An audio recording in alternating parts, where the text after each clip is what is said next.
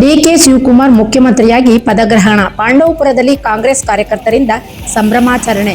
ಹರಕೆ ತೀರಿಸಿದ ಅಭಿಮಾನಿಗಳು. ರಾಜ್ಯದ ಅಭಿವೃದ್ಧಿಗೆ ಡಿಕೆಶಿ ನಾಯಕತ್ವ ಅಗತ್ಯ ಎಂದ ಮುಖಂಡರು. ರಾಜ್ಯದ ನೂತನ ಮುಖ್ಯಮಂತ್ರಿಯಾಗಿ ಡಿಕೆ ಶಿವಕುಮಾರ್ ಅಧಿಕಾರದ ಚುಕ್ಕಾಣಿ ಹಿಡಿದ ಹಿನ್ನೆಲೆಯಲ್ಲಿ ಪಾಂಡವಪುರದಲ್ಲಿ ಕಾಂಗ್ರೆಸ್ ಮುಖಂಡರು, ಕಾರ್ಯಕರ್ತರು ಹಾಗೂ ಅಭಿಮಾನಿಗಳು ಸಂಭ್ರಮಾಚರಣೆ ನಡೆಸಿ ಪಟಾಕಿ ಸಿಡಿಸಿ ಸಿಹಿ ಹಂಚುವುದರ ಮೂಲಕ ಡಿಕೆ ಶಿವಕುಮಾರ್ ಅವರಿಗೆ ಶುಭಾಶಯ ಕೋರಿದರು. ಡಿಕೆಶಿ ನೇತೃತ್ವದಲ್ಲಿ ರಾಜ್ಯ ಮತ್ತಷ್ಟು ಅಭಿವೃದ್ಧಿಯತ್ತ ಸಾಗಲಿ ಎಂದು ಹಾರೈಸಿದರು.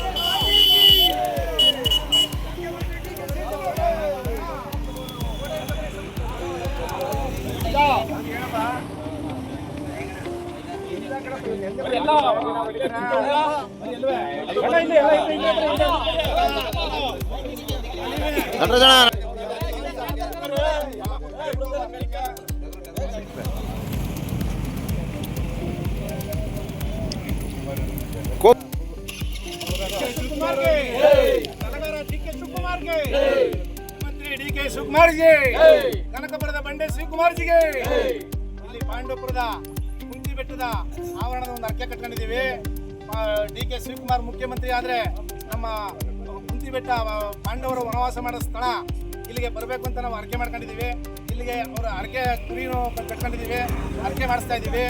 ಅದಕ್ಕೆ ನಮ್ಮ ಗ್ರಾಮ ದೇವತೆ ಕುಂತಿ ಬೆಟ್ಟದ ಸ್ಥಳ ಭಾಗದಲ್ಲಿ ನಮ್ಮ ಗ್ರಾಮ ದೇವತೆ ದೇವಿರಮ್ಮ ಸತ್ಯವತಿ ಅವಳು, ಆ ಸತ್ಯವತಿ ದೇವಿಗೆ ಅರ್ಕೆ ಕಟ್ಕೊಂಡಿದ್ದೀವಿ. ಮುಖ್ಯಮಂತ್ರಿ ಆದರೆ ನಮ್ಮ ಗ್ರಾಮಕ್ಕೆ ಕರ್ಸ್ಕೊತೀವಿ ಅಂತ ಈ ಮುಖ್ಯಮಂತ್ರಿನ ಆಶ್ವಾಸನೆ ಪಡಿಸ್ಕೊಂಡಿದ್ದೀವಿ. ದಯಮಾಡಿ ಆ ದೇವಿರಮ್ಮ ನಮ್ಮ ಕುಂತಿ ಬೆಟ್ಟದ ಪಂಚ ಪಾಂಡವರು ಭೀಮನಂತ ಶಕ್ತಿ ಕೊಟ್ಟು ಅವ್ರಿಗೆ ಮುಖ್ಯಮಂತ್ರಿಯ ಇನ್ನು 7 ವರ್ಷ ಅವಧಿ ಅವ್ರಿಗೆ ಮುಖ್ಯಮಂತ್ರಿ ಸ್ಥಾನ ಆಗೇ ಆಗ್ತಿದೆ ಅಂತ ನನಗೆ 100% ಭರವಸೆ ಆಗಿದೆ.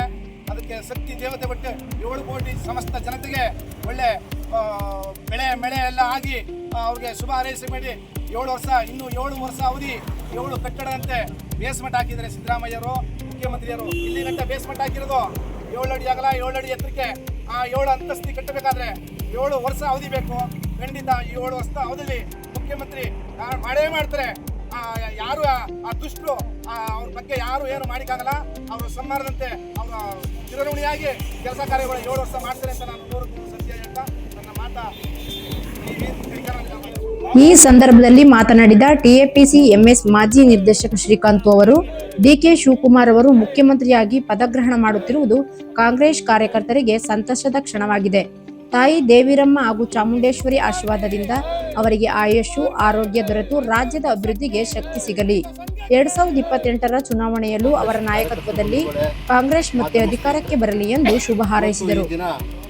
ನನ್ನ ನೆಚ್ಚಿನ ನಾಯಕರು ದೀನದಲಿತ ಬಂದು ಮತ್ತು ನನ್ನ ಕರುಣಾಮಯಿಯಾದಂಥ ನನ್ನ ವೈಯಕ್ತಿಕ ನೆಚ್ಚಿನ ನಾಯಕರಾದಂಥ ಡಿಕೆ ಶಿವಕುಮಾರ್ ಅವರ ಮುಖ್ಯಮಂತ್ರಿ ಪದಗ್ರಹಣದ ಹಿನ್ನೆಲೆಯಲ್ಲಿ ಇವತ್ತು ಈ ಸೇರಿರುವ ಎಲ್ಲ ನನ್ನ ನೆಚ್ಚಿನ ಕಾರ್ಯಕರ್ತರ ಒಂದು ಅಭಿಮಾನಕ್ಕೋಸ್ಕರ ಇವತ್ತು ಈ ಕಾರ್ಯಕ್ರಮವನ್ನು ಆಯೋಜಿಸಿಕೊಂಡು ಸಾರ್ವಜನಿಕರು ವಲಯದಲ್ಲಿ ಅವರು ಪದಗ್ರಹಣ ಮಾಡುವ ಸಂದರ್ಭದಲ್ಲಿ ಈ ಟಗರು ಒಂದು ಅಭಿಮಾನ ಮೇರೆಗೋಸ್ಕರ ಅದು ಊಟದ ವ್ಯವಸ್ಥೆ ಮಾಡಿಕೊಂಡು ನಮ್ಮ ಅಭಿಮಾನವನ್ನು ವ್ಯಕ್ತಪಡಿಸ್ತಾ ಇದ್ದೀವಿ. ಈ ಸಂದರ್ಭದಲ್ಲಿ ನನ್ನ ತಾಯಿ ದೇವಿರಮ್ಮ ಚಾಮುಂಡೇಶ್ವರಿ ಅವ್ರನ್ನ ಮುಂದಿನ ದಿನಗಳಲ್ಲಿ ಏನು ನನ್ನ ಕರ್ನಾಟಕ ರಾಜ್ಯದ ಜನರು ಇವತ್ತು ಅವ್ರನ್ನ ಇದು ಮಾಡ್ತಾ ಇದ್ದಾರೋ ಅದನ್ನು ಹುಸಿಯಾಗದಾಗೆ ಹೆಚ್ಚಿನ ರೀತಿಯಲ್ಲಿ ಕೆಲಸ ಮಾಡಿ ಇದಕ್ಕೆ ಶಕ್ತಿಯನ್ನು ಕೊಡಲಿ. ಮತ್ತು ಮುಂದಿನ 25ನೇ ಅವಧಿನಲ್ಲೂ ಇವರೇ ಮುಖ್ಯಮಂತ್ರಿಯಾಗಿ 28ರಲ್ಲಿ ಇವರೇ ಮುಖ್ಯಮಂತ್ರಿಯಾಗಿ ಇವ್ರ ನಾಯಕತ್ವದಲ್ಲೇ ಮುನ್ನಡೆಯುವಂಥ ಈ ಕಾಂಗ್ರೆಸ್ ಪಕ್ಷವನ್ನು ತರುವಂಥ ಶಕ್ತಿಯನ್ನು ಕೊಡಲಿ ಅನ್ನತಕ್ಕಂಥ ಮಾತನ್ನು ಈ ಸಂದರ್ಭದಲ್ಲಿ ಹೇಳ್ತಾ, ಇಲ್ಲಿ ನಮ್ಮ ಏನೋ ನಾವು ಸೇರಿದ್ದೀವೋ ಎಲ್ಲರೂ ಕೂಡ ಅವರ ಅಭಿಮಾನಕ್ಕೋಸ್ಕರ ಇವತ್ತು ನಾವು ಆ ಒಂದು ಪದಗ್ರಹಣವನ್ನು ನಡೆಸುವುದರ ಮುಖಾಂತರ ಈ ಒಂದು ಕಾರ್ಯಕ್ರಮ ಆಯೋಜಿಸ್ಕೊಂಡಿದ್ದೀವಿ. ನನಗೆ ಮಾತಾಡಲಿಕ್ಕೆ ಅವಕಾಶ ಕೊಟ್ಟಂತ ತಮ್ಮೆಲ್ಲರಿಗೂ ಒಂದಿಸ್ತಾ ನಮ್ಮ ಮಾತನಾಡ್ತೀನಿ. ಕಾಂಗ್ರೆಸ್ ಮುಖಂಡ ಸಿಎಂ ಮಹೇಶ್ ಮಾತನಾಡಿ, ಉಳಿದ 2 ವರ್ಷದ ಅವಧಿಗೆ ರಾಜ್ಯದ ಮುಖ್ಯಮಂತ್ರಿಯಾಗಿ ಅಧಿಕಾರ ವಹಿಸಿಕೊಂಡಿರುವ ಡಿಕೆ ಶಿವಕುಮಾರ್ ಅವರಿಗೆ ಅಭಿನಂದನೆಗಳು. ಈ ಅವಕಾಶ ನೀಡಿದ ಕಾಂಗ್ರೆಸ್ ಹೈಕಮಾಂಡ್ಗೆ ತಾಲೂಕು ಕಾಂಗ್ರೆಸ್ ವತಿಯಿಂದ ನಂತರ ಮಾತನಾಡಿದ ಕೃಷ್ಣೇಗೌಡ, ಚಿಕ್ಕ ವಯಸ್ಸಿನಿಂದಲೇ ಕಾಂಗ್ರೆಸ್ ಪಕ್ಷ ಸಂಘಟನೆಯಲ್ಲಿ ತೊಡಗಿಸಿಕೊಂಡಿದ್ದ ಡಿಕೆ ಶಿವಕುಮಾರ್ ಅವರು ನಿಷ್ಠೆ ಮತ್ತು ಪರಿಶ್ರಮದ ಫಲವಾಗಿ ಇಂದು ರಾಜ್ಯದ ಮುಖ್ಯಮಂತ್ರಿಯಾಗಿದ್ದಾರೆ. ರಾಜ್ಯದ ರೈತರ ಬೆಳೆಗಳಿಗೆ ಉತ್ತಮ ಬೆಲೆ ದೊರಕುವಂತೆ ಕಾರ್ಯನಿರ್ವಹಿಸಿ ರಾಜ್ಯದ ಅತ್ಯುತ್ತಮ ಒಂದು ದೊಡ್ಡ ಕಟ್ಟೋಟವನ್ನು ಕಟ್ಟಿ ಕುರಿಯನ್ನ ಟಗರನ್ನ ಒಪ್ಪಿಸುವುದರ ಮುಖಾಂತರ ಕಾರ್ಯಕ್ರಮವನ್ನು ಮಾಡ್ತಾವ್ರೆ ಅಂದರೆ ಇದು ನಿಜವಾಗ್ಲೂ ನಾವು ಡಿ ಕೆ ಶಿವಕುಮಾರ್ ಅವರವರಿಗೆ ಇಟ್ಟಿರತಕ್ಕಂಥ ಒಂದು ಅಭಿಮಾನ ಅಂತಕ್ಕಂಥದ್ದು ಹೇಳಕ್ಕೆ ಇಷ್ಟಪಡ್ತೇನೆ. ನಮ್ಮ ಶಾಸಕರು ಸಹ ಡಿ ಕೆ ಶಿವಕುಮಾರ್ ಅವರ ಜೊತೆಯಲ್ಲಿ ಬಹಳ ಚೆನ್ನಾಗಿದ್ದಾರೆ.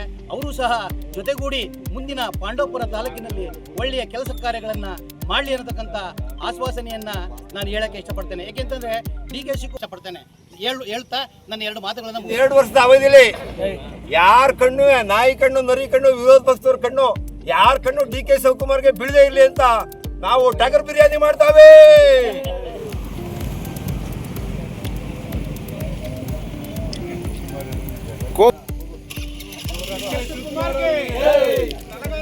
ಶಿವಕುಮಾರ್ಗೆ